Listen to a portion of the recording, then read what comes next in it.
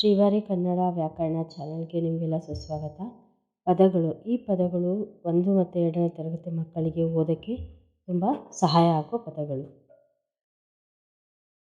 ಅದು ಯಾವ್ಯಾವು?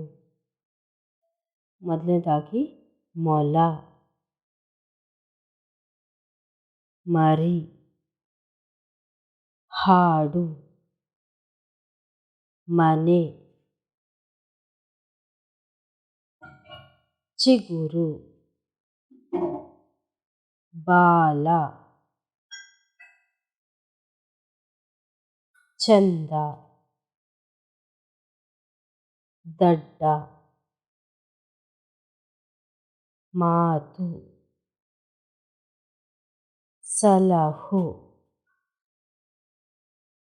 ಆಸ್ತಿ, ಪುಸ್ತಕ, ಜಾಸ್ತಿ.